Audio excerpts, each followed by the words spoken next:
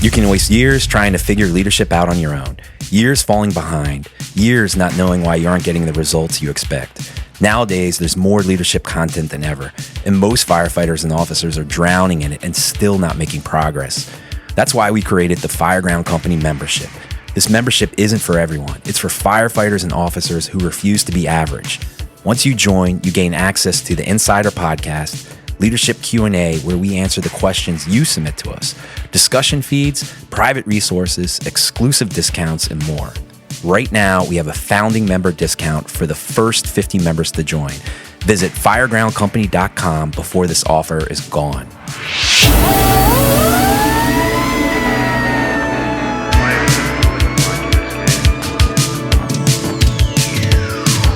On today's episode of the Fireground Company podcast, we discuss culture and what it means for the fire department. The Fireground Company podcast. All right, so today we're kind of going back to, not that we've been doing this for a long time now, but there it is. There it is, the signature Jocko Go open.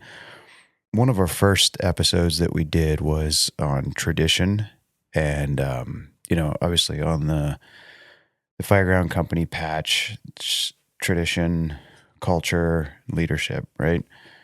And so we're returning to this idea of culture. And it got us talking about it because we heard a fellow podcaster in the industry say that you can't teach culture. And that kind of led to a conversation between the two of us about a lot of different things related to culture in the fire department. So I guess the point of today is to sort of unpack some of that and see where that conversation goes. Yeah, what does that mean? I mean, I heard that and it made me think, like, what does he mean? I'm not sure what he means. I love to ask the guy. I like a lot of his stuff, but I don't know. I mean, what do you think it means? I mean, he's trying to say, because I think you can, if I remember correctly, he was saying something about a class. He was saying how there's a lot of classes about culture and everything else. And is there? I don't know. I don't know. I don't go to enough, events. I go to some, I've been to my fair share of them. Days and stuff like that. But I feel like there isn't, but I don't know. I mean, there's a lot of different conferences out there nowadays. So maybe the circles he travels in, maybe that's what they talk about a lot. I don't know. Maybe, you never know, like stuff tweaks people in a certain way, but it makes me think, because I think you can't just have a class on culture and then I guess go do it, because you have to live it. It has to become, as we like to say, habit and stuff like that. But I don't know. I think you can have a class on how to build it, right? Well, like the technique, like the almost like an awareness of it. Yeah, maybe that's what it is. An awareness of the need for it, but that's where this conversation sort of springboards, is that there's a couple of different things going on, and one of our critiques of this podcaster is that he obviously comes from a department where there is a very ingrained and alive culture, and I think that's great. That's where we take a lot of cues, right? And we take cues from big historic departments that have culture baked into it that has had years to become concrete and gets passed on and transmitted from one generation to the next. We take cues from a lot of those places, but I hate to break it to you, speaking to this podcaster, but not every department has that, unfortunately. And I think, again, I don't want to go in too many directions at once, but I think that is something we're facing across the board in these modern times, is that a lot of culture is being flattened out. Whether that's whatever, you can use a lot of big terms like globalization and things like that, but there's a lot of things going on that is flattening out culture. People are becoming independent. They're sort of locked into their whole own world. It's more about sort of curating your own personal lifestyle than it is to sort of,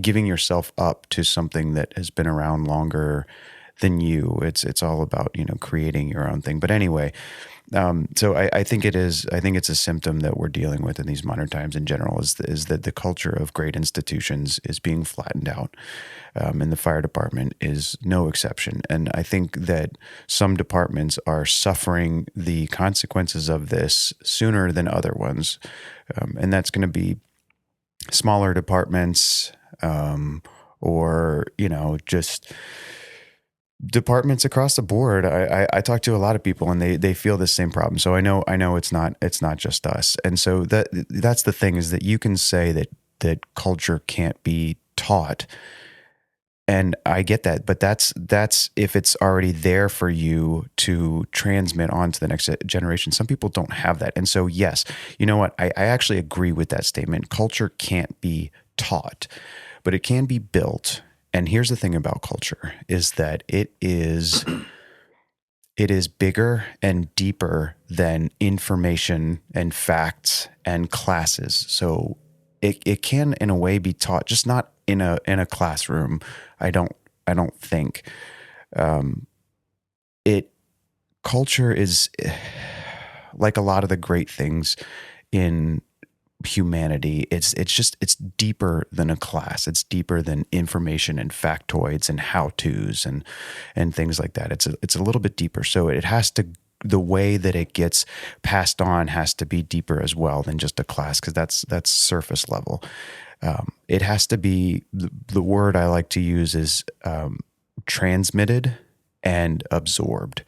So culture is absorbed. It's something that you see and you experience, and you absorb it more than you learn it. Yes, you can learn it, and I know we're messing around with semantics here. Absorb, learn. What is it? Yeah, I think that the thing is that culture really is, like, when I think about it, it's kind of standards that are standards and ways of doing things that kind of protect something that is worth being transmitted from generation to generation. And how do you build culture? I mean, I think we'll go into that a little bit more practically, but it really is, it's quietly enforcing those standards, those expectations, those ways of doing things. And another word that I wanted to use, and I was thinking about this, we talked about this, I can't remember whether it was on the Insider podcast or on this one, but we started telling that story about how I made like this ritual that we do at the Firehouse for the rookies to do. And after that episode, I was thinking there's something I wanted to say, and so here we are. I'm going to say it. So, and that's the word continuity. There's something about culture that is a carrier for continuity from one generation to the next, and that sounds grand, but there is something worthwhile in and continuity and participating in something that has been participated in before you. And we're losing a lot of that. So anyways, we got a lot of, that was a lot for the beginning of an episode, but we've got a lot to talk about. Like, what is culture important? What is it when we say, we use that word, and I think we know what it means when we say it, but what does it really mean? Does it actually matter?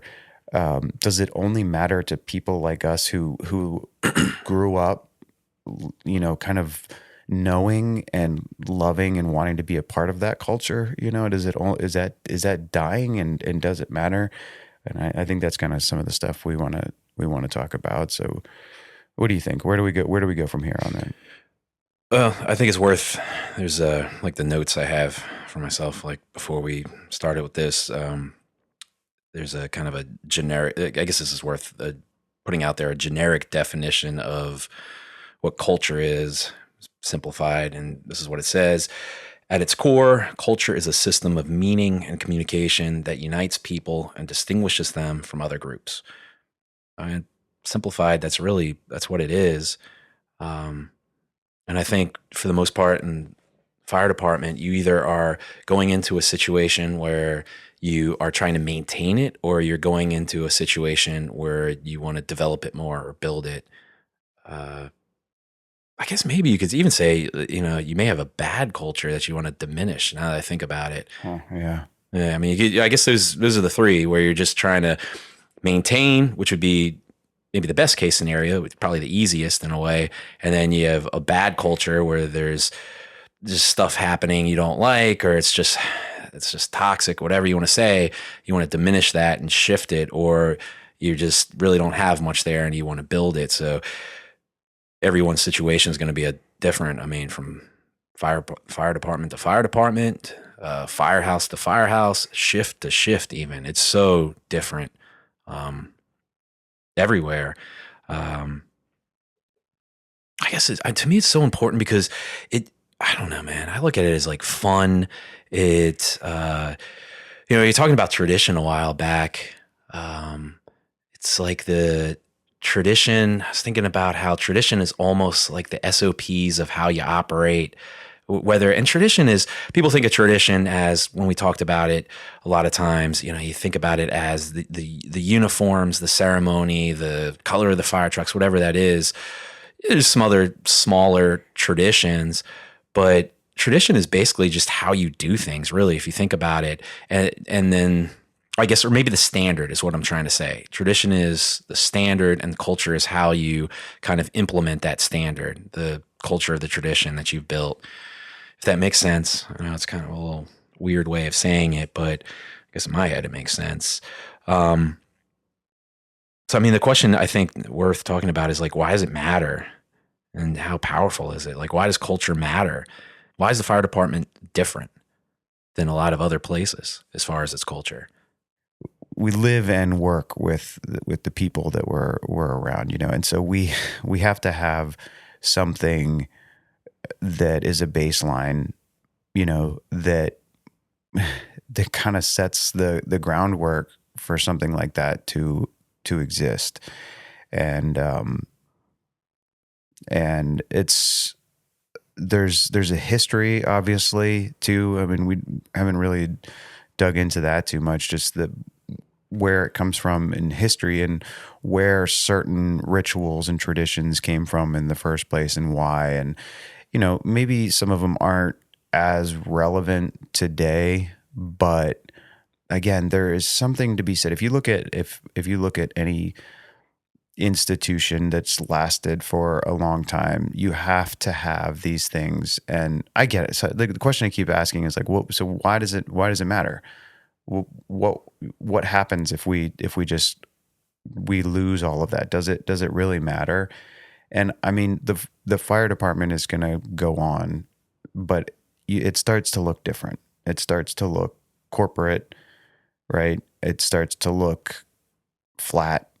It's just another job, and we've talked about that before, about what that can do, and I think also what kind of person that attracts, right? So what kind of personality does, if you look at what we're talking about, which is, tradition, history, culture, what kind of person wants to be a part of that, as opposed to cold, sterile, clean, safe, what does that attract, What is, I was just thinking about this. What does a good fire department culture give you? A good fire department culture, I think it makes you better. Like, if you think about it, a good fire department culture makes you better. And there's a bunch of different ways to do that, but a lot of it's taking care of what you're supposed to take care of, doing what you're supposed to do. And that culture has a standard to it, and it's meeting that standard and living up to that standard. And everyone kind of knows, even if it's not written out, which it usually isn't, it's just kind of this is the expected standard of how we do things. This is the expected standard of every morning we come in and we're in the middle of our checkouts and we're going to take a look at the tools. And then we're going to go and we're going to clean them up, whatever needs to be done. Whatever rust needs to be removed or whatever that may be. Or we come in the morning and we look at our hose loads. And if any of them look off, we repack them. Or more extreme, people do it where they just pull every single hose load off and they repack it because it's a little bit of a drill. So that's your culture.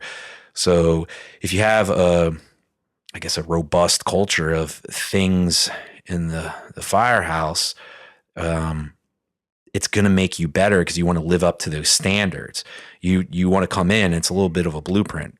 You're like, okay, well, this is what we do.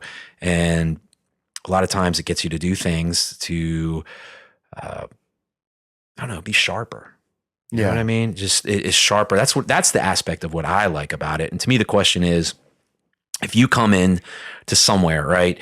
And let's not even say it's a bad culture. Let's, think about like maybe a flat culture where there isn't much there. It's not negative, but it's not really positive.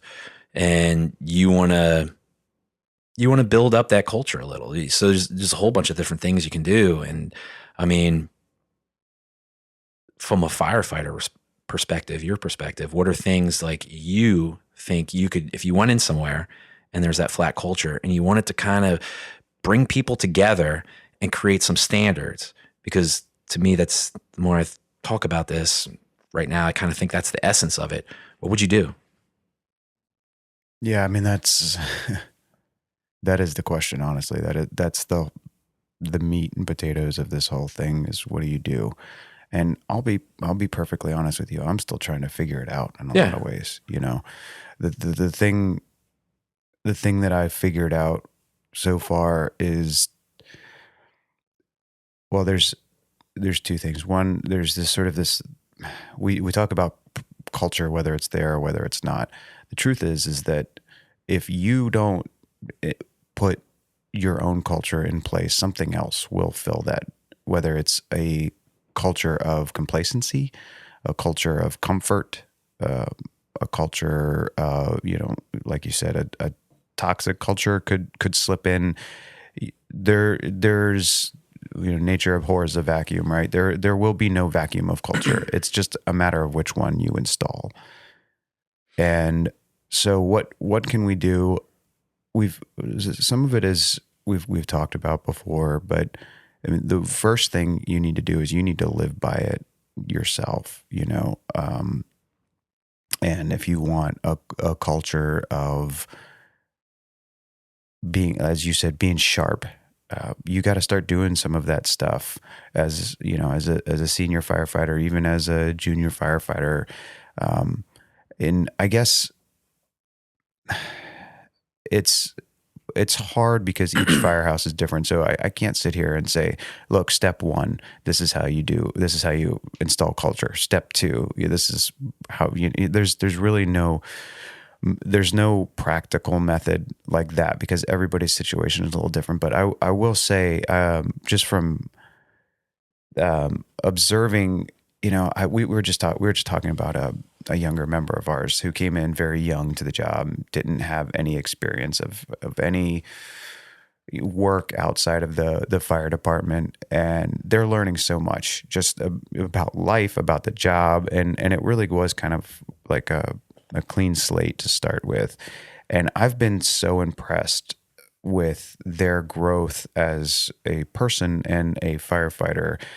And I think part of that was they observed what other people around them were doing and the standards that they held. And, some of those things that we've talked about before, about like keeping the coffee pot full and keeping tools clean and jumping in when there's work to be done and things like that. We obviously did a good job of modeling that for him because he absorbed it. And now he is a transmitter of it, and so, yeah, it's taught through, honestly, observation, like in that case, repetition, So you have to do it repeatedly, whatever it is that you want to get accomplished. It can't be here today, gone tomorrow, correction, I think, is a big one. So if you see somebody that's doing something in a way that is not the, quote unquote, the way things are done, you have to correct them quietly, gently. Again, over time, you correct them, and setting expectations. So I think that's another big one, is you can't just sort of passive aggressively be like, oh, you didn't do this, you didn't do that. It's not going to get built that way. The only thing that's going to get built that way are emotional walls.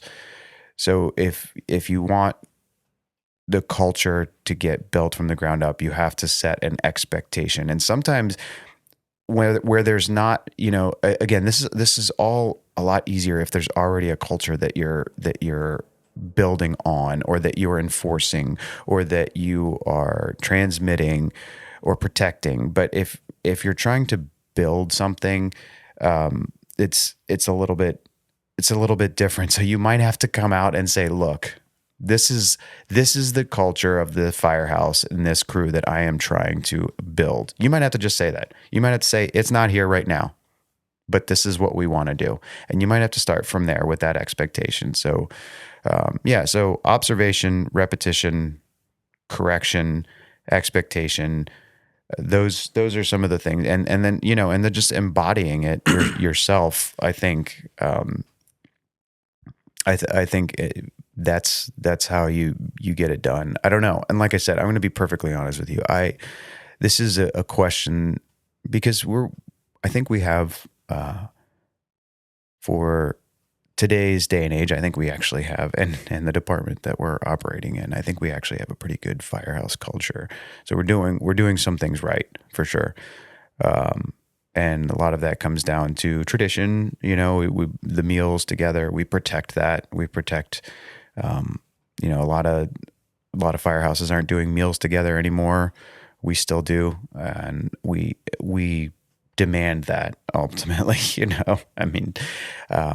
That we will sit down and have meals together. So that's like something, and it goes way beyond that. There's just a ton of like the little things of, I really have to break it down, and maybe that's what we'll do sometime, or maybe people can, jump on and tell us what their thoughts are about how they build culture in their own firehouses. Cause like I said, it's different across the board, but yeah, those are my thoughts on that.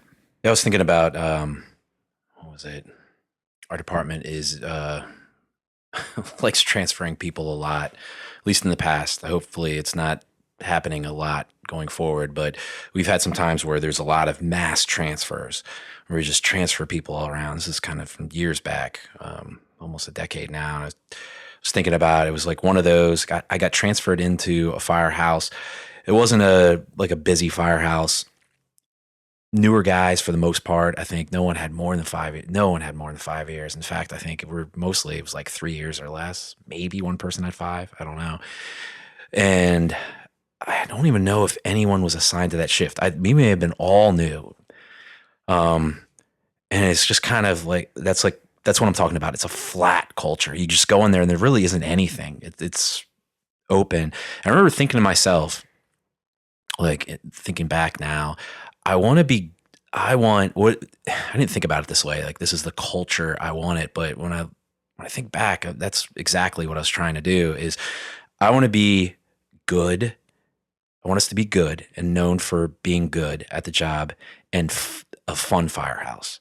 I want those two things. It wasn't like anything complicated. It was just very, you talk about, I like simplifying stuff, and simplified it in my head to that. I want to be good and I want to have fun and have a fun environment. And it wasn't actually, I guess, very intentional for the most part. I had some things I realized as an officer I needed to go in there and kind of set up a routine. So it's like, all right, so that's what I'm going to do. I'm going to go in there and we're going to have a routine. And these guys really don't have anything in place. So we're starting from zero. So my routine was, again, simple. It's like, I want to do a drill in the morning. We usually have like a firehouse cleanup. That's pretty standard throughout our department. That's whatever. That's what we do in the morning, clean things up, bathrooms, all that, whatever. Sometimes people, have a little breakfast, but I want to have a drill in the morning. I want to get our drill, and I want to prioritize the drill in the morning because I want them to know it's like important. Like we have to get that done. And then it also gives me the ability to fit it in later in the day, whatever. But got to get that drill. So every day I want to do a drill with these guys so they know that's important. And then I also wanted to do PT. So I wanted to get us, we had like a deal with a gym where we could go to a gym and get the workout in. I knew some of those guys also were interested in working out. That was the thing to them. So I was like, okay, something they like to do.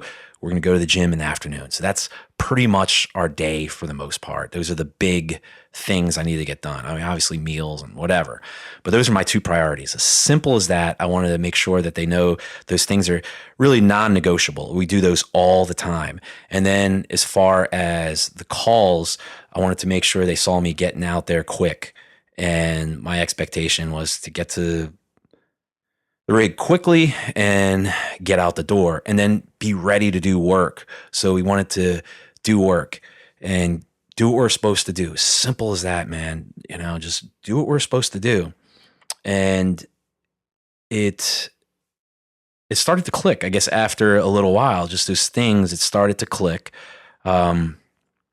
Ask them questions in the firehouse as far as having fun, like what they like, what they don't like, talk about whatever movies, try and find common interest and just have a fun environment. And so it started, when I look back on it, we started to develop our culture. We had our culture there, whatever that was, the group, the four of us. I think we got a rookie at a certain point, the five of us, and it became enjoyable. And then they started, what I noticed is on calls, they started to get pride in doing the job, and they thought, thought of ourselves as like, hey, we get the job done. When we show up, we get the job done, we get right in there, and that started to get ingrained. You could see just slowly it became it's like, okay, man, I got these guys believing in themselves, and we're newer guys, and we can do this. And then I kind of believed in it myself because I wasn't sure early on as an officer if I could actually do this. You know what I mean? It was kind of like, I don't know if I can do this. And I started to believe, and I was like, okay, I can lead these guys, and we can have fun firehouse and be ready to go when the calls come in. So it just became, it's like I like to say, habits. So that standard became the culture. We started to have a good time, and I don't know. It was one of those things where it was simple. It was just focused on those two things. We had, ups and downs. It wasn't perfect. I remember we had some issues with some equipment, with different things at one point where, it wasn't being checked out properly. And instead of going, I'm yelling at them or whatever, I just, brought them out there and, explained why we need to check this, the consequences of everything else. And they jumped on that and they started doing that. I didn't really have, like, people talk about, it's a whole nother subject, the senior man or whatever. There was no one with time. So I realized as the officer, I had to be a bit of the senior man and the officer and kind of show them the way to do things, which was a whole new experience for me.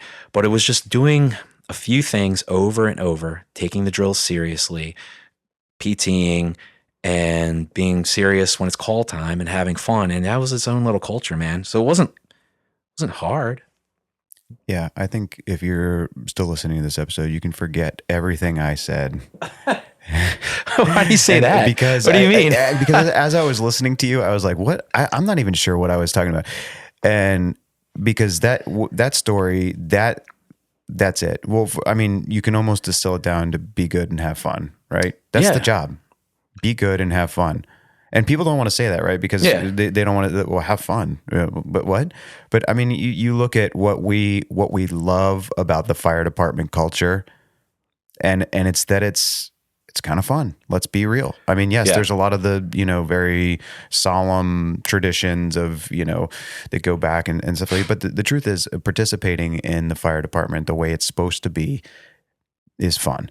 And you sort of balance that but be good. And your whole everything you just laid out obviously prioritized being good. But if you work on that, then you can have fun. Mm-hmm. And I think at the end of the day, that's so. Like I said, you can.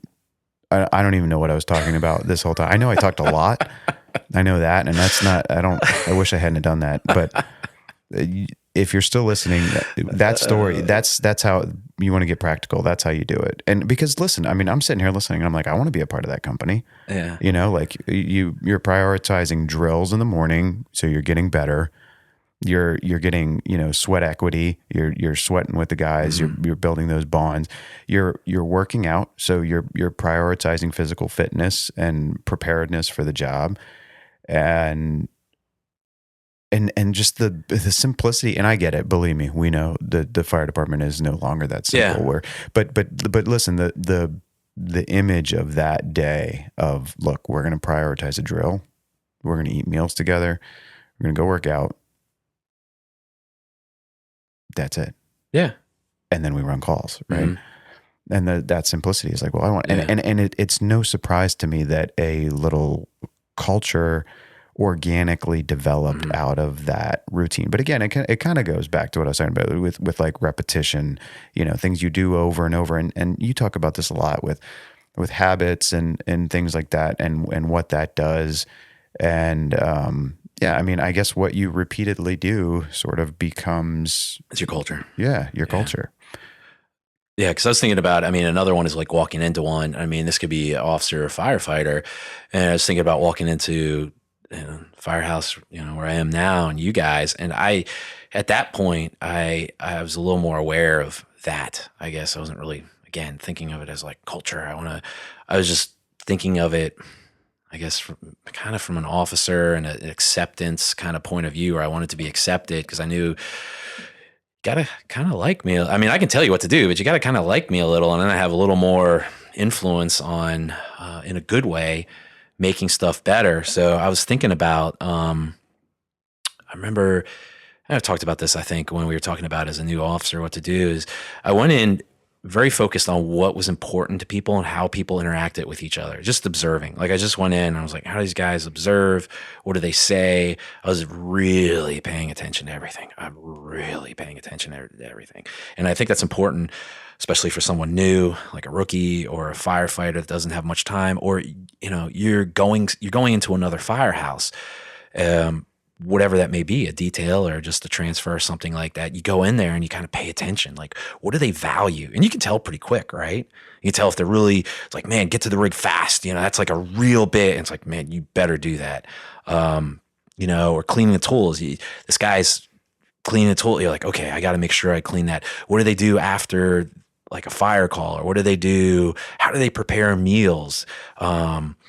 What are they like watching on TV or whatever? Like all that stuff is kind of the culture of the firehouse. And so you go in there and you pay attention to everything. You pay attention to what people say. You pay attention to how they react to each other.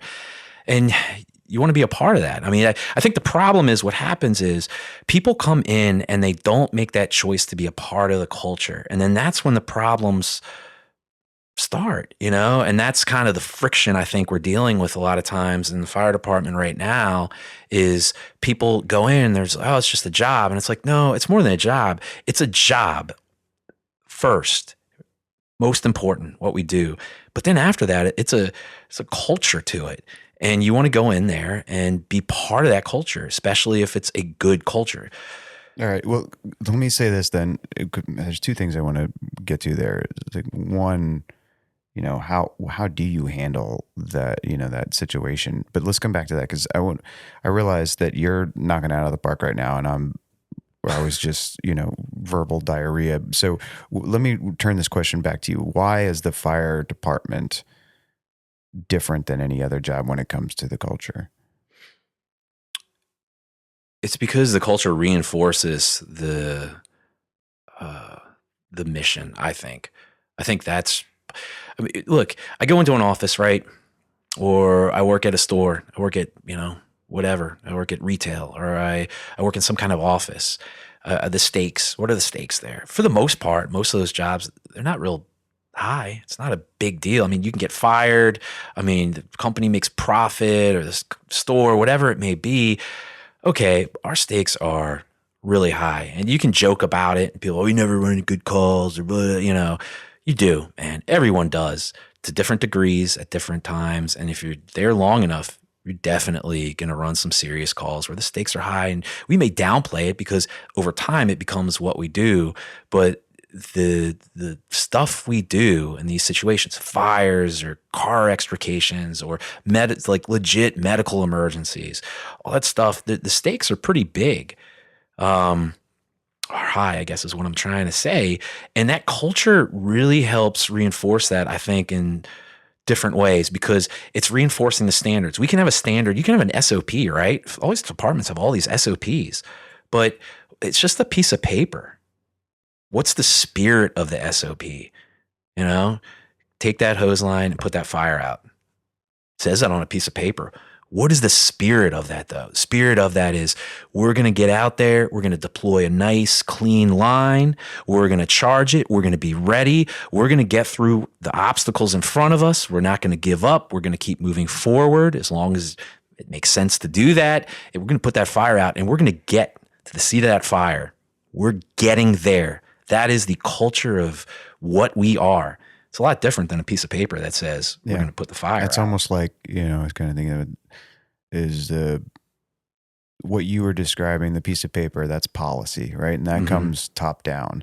Culture is ground up. That's what we get to do. We choose it. We can't choose the policies. We can't, those things are enforced upon us, but how we implement that and how we attack that and how we internalize that and take pride in that, that's where culture forms, and we have control over that. Another thing I was thinking about is another fire department I worked for. They had a culture of deploying lines. Aggressively deploying lines. We deploy lines, but this fire department, sometimes almost too aggressive, where it kind of, I think, got them in trouble a little bit. They just need to be pulled back a little. But they had a aggressive, just this culture of that. And I remember, and it struck me, and I liked it. I liked it a lot. It struck me. Ran this call. It was a box alarm, and it was like a, I don't know, some kind of restaurant or food place, and kind of in a, it was this urban environment, and you could show up and you can see all the way back. So you can see basically back to the kitchen, almost the back of the, I don't know, little deli restaurant, whatever it was. And I remember it was raining, and I've been over the years part of departments and companies where I can see there's no fire back there, hold up on the line. And I'm not saying, sometimes it makes sense to hold up on the line a second. That's not what I'm saying. Pay attention to what I'm saying here. It's not about that. That does make sense. But they're like, hey, pull the line. And we pulled the line. We went in there all the way to the back where, the fire was. And that was the culture of, we pull the line every single time. Well, why do we do that? To see if we can make it, to be ready, to get a rep. And they took that very seriously, and they were good at doing that. And that was their culture. Again, that's very different than having a policy on, we train, deploy the hose line. You can have a policy, you can write that on paper, but you see the difference between that attitude, which is the culture of what you're supposed to do, actually how you do it. And it was really good in that sense, because I remember I was very young early on, and I remembered that, where I was like, I like that, man. I like that. I like being a part of that, where we take that seriously. So when it really is on fire, we're ready, So that's, I just think about that. That was the culture of that department. You can do things like that. You could do that. You can say, hey, even if, it makes sense in the situation not to deploy the line, we can make the culture where, like, all right, well, no, it's not a fire. Let's just deploy the line to see if it gets there, or let's just get a rep in, or, we'll do sometimes, standpipe stuffs, go into, high rise, standpipe equipped building. And we're like, hey, let's just deploy it, see how the setup goes. Obviously there's other components to all this where you got to be smart about this and pay attention to the company, the timing of it. Sometimes if it's right before a meal, maybe I'm not going to do that. This is kind of getting to the little officer world, and a little respect for the people working. But sometimes, man, people are, if, they say, let's do it, and you get that vibe, you're like, all right, let's do it. Because you've done that sometimes too, where you said something, I can't remember, and you probably know what you say, I guess, where it was something along the lines, we're here all day or something like that, let's do it. And you almost gave me, because I was debating it in my head, I said it out loud, and you gave me permission firefighter to officer to do another drill or do something. But I don't want to abuse that. That's the important part. I'm aware enough where I know I don't want to abuse that too much. And I want to pay attention to you and read everyone else. But it was like this, okay, well, that's a little bit of a culture that we have here. And you're giving me the green light to do that. So I'm like, all right, let's do it. So it's stuff like that, man. You think about it. It's little things, it's how you actually do stuff. So. Yeah. And I guess, I was kind of thinking back to our original statement, which is you can't teach culture, right? And I think it's better to say you can't force culture. You can't, you have to build it. It has to be absorbed. You can't, you can't fake it. No, you can't. It can't be fake. And that's the thing is that you were kind of touching on it. You could put it on a piece of paper. You as an officer or a senior man or a company that wants to do this, you have to figure out ways to make it real. And to, it's probably going to be a slow build. If you have nothing to rely on already, it's going to be a slow build. But how do you deal with crews that are resistant to that? You got to pick something. Can't be too many things. I would go in. I would pick something. I would, the priority is the calls, of course. So to me, it's always been the how do we get ready for calls? It's a drill. I would pick that. That would be my priority. I would start with that, and just like I said before, that would be something we would do regularly, and make it valuable. I mean, that's a whole nother thing, training, but get into that a little, later, I think, or maybe our next podcast, that's what we're going to talk about. But, I prioritize that. And we touched on it before. You got to be a model of that, right? So you don't complain. I mean, you can complain in a joking way, and we do on our shift at our firehouse, but it's kind of joking just to get through some of the stuff with some of the calls and everything else. But if I went into a place where the culture wasn't that great, I wouldn't joke about anything about the calls, about the, as far as them being nonsense or something. You know what I mean? Mm-hmm. Like I wouldn't want to give that at all. So, because I don't want to green light that, right? Because just like we were talking about before, you saying you're giving me that, like, yeah, let's do it. Let's finish the drill, even though it's running late. You gave me a green light for that. If I start complaining as the officer, especially, I mean, and also give me the firefighters. If you're the driver or you've been around for a while, if you start doing that, you're kind of green lighting that behavior. So it goes back to your behavior, what you're doing in the firehouse. By you doing certain things, you're green lighting it. And if it's not a great culture, it's so much more important. Those things become so much more important, where you really got to think about what you say and what you do, because you're trying to, right that ship. You're trying to reset things in the right direction. You don't want to do too much, but like I said, pick that one thing, a drill. What do you do if you're a firefighter? I remember working for a firefighter. I was working for a terrible, terrible officer, man. Just terrible officer. Just, the way he treated people, the way he approached the job and everything else. But still, I wanted to get good. I just didn't want to waste time there. Doesn't take us out to drill ever.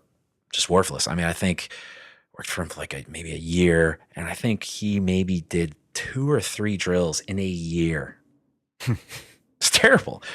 So, but what do? We took it upon ourselves, and I remember taking one of the younger guys and starting to do things with them, just little drills, little things at the firehouse that weren't a big deal, wasn't going to rock the boat, but that was, looking back, again, I wasn't trying to create a culture. I wasn't really thinking about that, but I wanted to get better. But that created a culture, a little culture. If they had an expectation of that's what we did, they liked it, they were getting some value out of it. I was too. I was getting better. It was helping me figure out how to do certain skills better and problems I had. But that was a little thing as a firefighter. You don't have to be an officer. Just come in there and, offer these things. Offer, hey, I do a drill on this or that, or the officer doesn't want to be a part of it. Just do these little drills. I mean, all kinds of stuff. Yeah.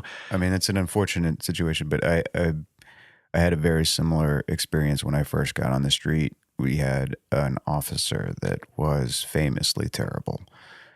Just not interested in the job, more interested in taking care of the garden at the firehouse than actually doing the job. It's absurd. Yeah, and we were at a slow firehouse, so this officer had plenty of time to take care of the garden.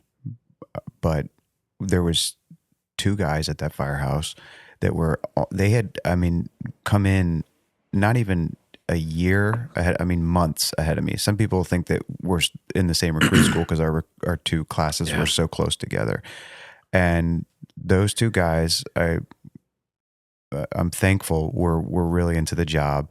They recognized, even at their young level, what was going on with this officer. They realized that we weren't going to get anything out of them.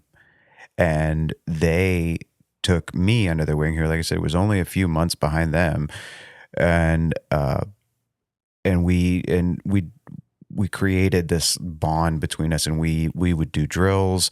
We would take care of the firehouse, and the bond and the little, so almost like a microculture that developed between us three was really powerful. And I'm still very close with these two guys to this day. I was in one of their weddings, all of that. So we created not only friendships, but we drilled a lot. And it was a unique, and I'm not saying this is ideal, right? Like I don't want the situation where guys go off and leave the officer behind or anything like that. But I mean, we were drilling all the time, and it was such an organic thing because the three of us were just, ate up about the job, and we were new, and we had all this energy and stuff. And we would just go, and our whole day became kind of like, hey, you want to talk about this now? Yeah. And it was not forced. It wasn't forced. It was very organic. And so anyways, I don't know what the point of that story is other than it doesn't have to be an officer that does it. No, it doesn't. It doesn't. And I think it's almost better if it isn't. I mean, the officer should buy into it. Sometimes they have to step up and do it. But I mean, if it really is coming from the firefighters, it makes everything that much easier and that much better. But yeah, I mean, it's not that hard, man. I don't think it's like you just gotta, we were talking about before, simplifying things. That's such a big theme in my head and everything else. What we talk about is it's not that hard, man. Just pick something, do it over and over, make it a habit. That becomes the culture of whatever that is, whatever you're trying to do. Don't go overboard. Don't try and do too many things at once if you're trying to build the culture. And then if it's already there, just pay attention, man. That's the best situation. And you want to add to it? Sure. And if it's toxic, then yeah, you need to maybe add something positive and steer away from that. Don't participate in that complaining about this or complaining about that. You got to do that with a little, I don't know, tact, I guess. And it's just because that may be, I guess now I think about that, if you go into a place and it's really, really negative, if you're too much of an outsider in that situation, then they're not going to listen to you. So you need to acknowledge probably the negative aspects of things, like, yeah. And then at a certain point, maybe shift it and say, yeah, I know, but hey, what about this, man? We can do this. Mm-hmm. We can do this. It doesn't have to be whoever the them are or the department or the other firefighters, but we can do this. Hey, you guys want to do this? Just a little thing. Again, same stuff. It's a simple stuff. You got to find at the very least that one person to connect with to then build that culture. It's not that complicated. It just takes discipline, repetition, and awareness. Do you think administrations these days can get in the way of building a individual culture in firehouses, or is there a tendency in general to sort of flatten culture out so that it is the same across the board? Or you keep mentioning that flat culture. Yeah. No, I think it can. I mean, one thing that hurts it is too much movement. which we've struggled with in the past in our department. And if people are moving so much, it's really hard to build something. Go from here to there to here to there. This person, it's a lot. And then what's the point, right? It's a lot of circular movement, and it creates so many problems. So if you have all this movement that at the department level, or maybe the battalion, however that's dealt with, I guess, in your world, that can create a lot of issues. So if they're moving people around, that's going to be really hard. I mean, the other one is if they come down, on people for little improvements in the firehouse. That's always a weird thing where it's just they want to take, the firefighters want to take initiative and they want to paint something or improve something, but the department is just shoot. Oh, you can't do it. That's like, what are you doing? I mean, really? Come on. Like give them a little leeway with some of this stuff. Again, you're just reading stuff off a piece of paper, a policy. There's got to be some wiggle room in there where you can let them paint something or fix something or build something. I mean, that's the stuff at the department policy level that then starts to hurt the culture. I mean, I remember years ago, one of the firehouses, they were building a new firehouse and they were moving this company to that firehouse. And this guy's long gone, but one of the chiefs, I don't know if he's deputy or whatever, but he was in charge of basically the movement from that firehouse, from the old firehouse to the new one. And he was just basically, you can't put anything up on the walls, no pictures, no nothing. You're like, what are you doing, man? You're completely sabotaging the culture that firehouse had, because it had a good culture, and and you could see that it also affected operations because it just was a sanitized, no different than a hospital or a random office. There's no difference, but it was a firehouse. Well, I have a question for you. So we had some like notes that we made for this. Under this sort of head note about, sanitizing culture and everything, there's a line here that says the true mission of the fire department starts to get lost. What does that mean? I think it's what I was just talking about, where if it's flat like that, if you administratively remove all that stuff, or you as an officer, or you as a firefighter don't want to participate in that culture, you just show up to work. It's like you're punching a clock at, time clock at Walmart. Okay. I see. I see now, finally, it just clicked, like how that culture, because it wasn't, I see it obviously in work. I observe it. I feel it. I sense it, but I haven't been able to exactly make that connection intellectually of how does a good culture translate operationally into our mission, and it all clicked just then when you said that is that it's because it makes it puts, in a weird way, that it highlights the importance of the work we do. Yeah, because otherwise you're doing the bare minimum, right? We've all seen you're detailed, your overtime. I'm sure wherever you work, you probably can find this different shift at your firehouse or something where they show up and they do the bare minimum. Mm-hmm. They just show up. They don't connect with each other. They barely talk.